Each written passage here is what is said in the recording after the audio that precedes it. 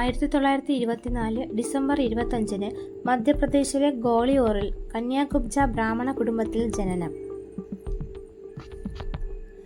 ഏറ്റവും ദൈർഘ്യം കുറഞ്ഞ മന്ത്രിസഭയ്ക്ക് നേതൃത്വം നൽകിയ പ്രധാനമന്ത്രി. 4 സംസ്ഥാനങ്ങളിൽ നിന്നും തിരഞ്ഞെടുക്കപ്പെട്ട ഏക പാർലമെന്റ് അംഗം.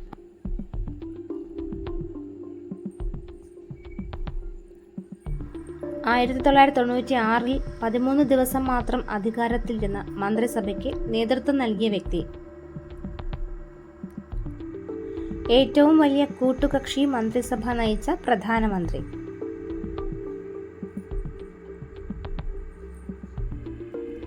അധികാരത്തിൽ ഇരിക്കവേ തിരഞ്ഞെടുപ്പ് നേരിട്ട് വീണ്ടും അധികാരത്തിൽ വന്ന കോൺഗ്രസ് ഇതര പ്രധാനമന്ത്രി.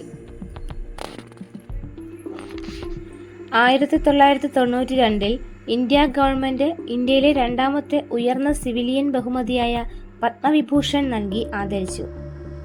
കാലാവധി പൂർത്തിയാക്കിയ ആദ്യ കോൺഗ്രസ് ഇതര പ്രധാനമന്ത്രി.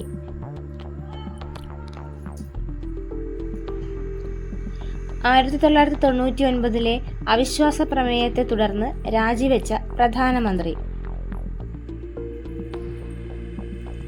1999 BJPയുടെ നേതൃത്വത്തിലുള്ള NDA അധികാരത്തിലെത്തിയപ്പോൾ വീണ്ടും പ്രധാനമന്ത്രിയായ വ്യക്തി.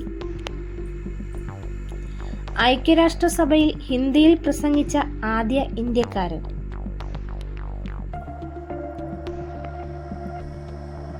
നെഹ്റുവിനും ഇന്ദിരാഗാന്ധിക്കും ശേഷം 3 തവണ പ്രധാനമന്ത്രി പദം അലങ്കരിച്ച വ്യക്തി.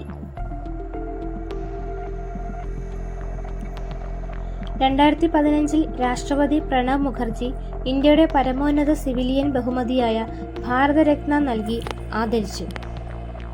ഇന്ത്യൻ റിപ്പബ്ലിക്കിന്റെ സുവർണ ജൂബിലി ആഘോഷവേളയിലെ ഇന്ത്യൻ പ്രധാനമന്ത്രി.